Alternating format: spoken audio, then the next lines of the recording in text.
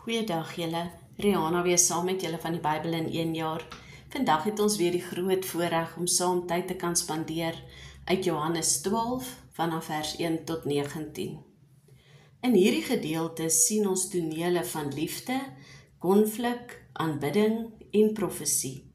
Ons sien hoe mense reageer op Jesus, sommige met oop harte, ander met harde harte, en ons sien die hart van Jesus self ook, die man wat op pad is na die kruis, maar tog steeds liefde, nederigheid en genade uitstort. Nou hier is 3 groot gebeurtenisse wat plaasvind in hierdie gedeelte, waarna ons vandag kyk. En dan gaan ons ook kyk hoe ons dit van toepassing is in ons lewe vandag. Die eerste toneel speel 6 dae voor Jesus se kruisiging af, waar hy 'n ete in Betanië bywoon om die lewe van Lazarus saam met hom te vier. 'n wonderwerk wat niemand kon ignoreer nie. Nou soos gewoonlik bedien Martha, soos altyd met liefde en dankbaarheid. En terwyl almal vrolik eet en kuier om die tafel, stap Maria nader met 'n fles baie duur nardesolie.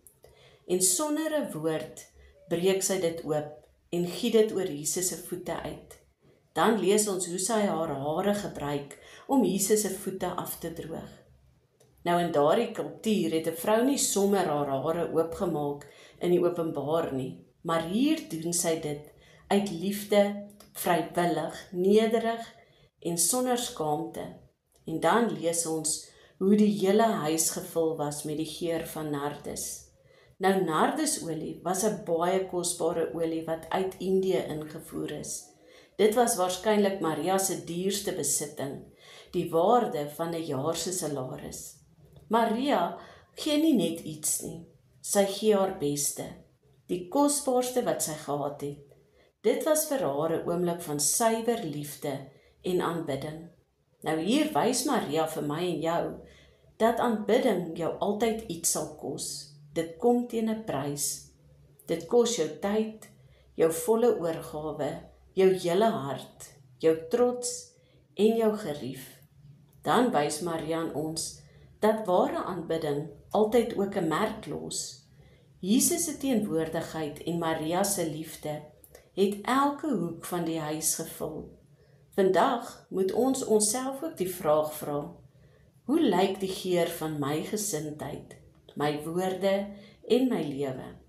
Vul ons 'n plek met die geur van liefde en vrede, of bring ons spanning en chaos daar waar ons gaan? En dan lees ons van Judas. Terwyl hierdie aanbidding plaasvind, begin hy kla en kritiseer hy haar. En sien hy hierdie duur aanbidding as vermorsing. Nie omdat hy omgee vir die armes nie, maar omdat sy hart gebroke en korrup is.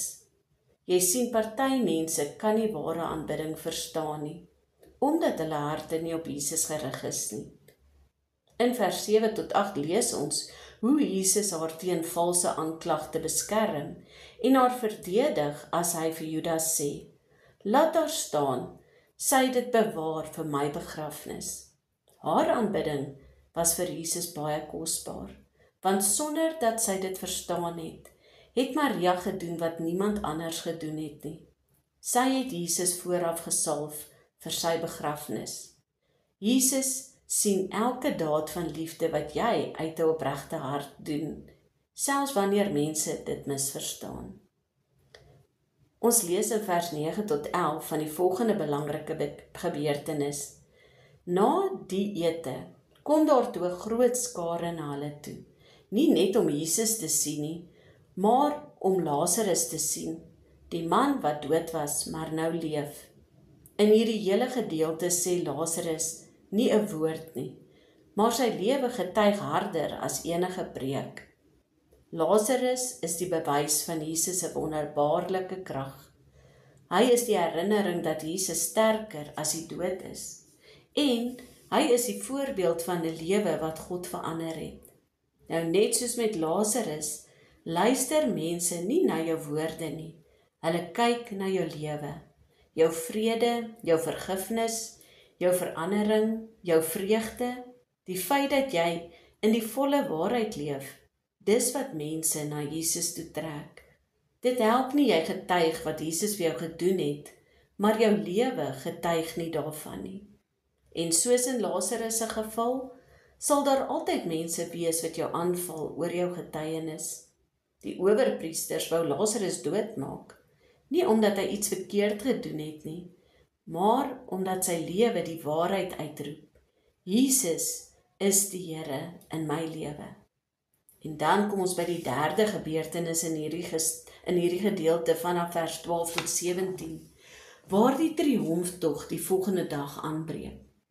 Die hele Jerusalem is vol mense wat die Paasfees kom bywoon. En die oomblik toe hulle hoor dat Jesus kom, hardloop hulle met palmtakke om hom te verwelkom. En soos hulle dit neergooi, skree hulle, Hosanna, red ons nou, geseënd is die koning van Israel. Jy sien, hulle het met 'n massiewe verwagting hom geëer, want hulle het Jesus as die koning gesien, wat Rome gaan kom omverwerp. Maar gou het hulle besef dat Jesus se koninkryk anders is. Toe hy nie soos 'n gewone koning op 'n oorlogsperd Jerusalem binnery nie, maar op die rug van 'n donkie, 'n simbool van vrede, sagtheid en nederigheid. Jy sien, Jesus het nie gekom om te wen deur geweld nie, maar deur liefde. Hy het ook nie gekom om trone omver te werp nie, maar om harte te kom verander. En hy het nie gekom om ander se bloed te vergiet nie, maar om sy eie te gee. Mag ons ook elke dag soos Maria ons beste vir Jesus bring en hom met ons hele lewe aanbid. Mag ons vandag ook 'n Lazarus getuienis wees en mag elkeen van ons se lewe 'n getuienis wees wat mense na Jesus toe trek. Mag jou verandering, jou vrede en jou vreugde 'n stem wees wat harder praat as enige woorde. My gebed is dat elkeen vandag saam met die skare Hosanna sal roep, Here red my, en kom heers oor my lewe as koning van my hart. Laat vandag toe dat hy jou hart verander, en nooi hom uit om op die troon van jou lewe te kom sit, sodat hy jou as redder kan lei in sy vrede. En ek bid dat sy sagtheid jou sal vorm, om as lewende getuiene die boodskap van hoop na die wêreld uit te kan dra, in alles wat jy doen vandag. Julle moet 'n baie mooi en geseënde dag hê. Totsiens.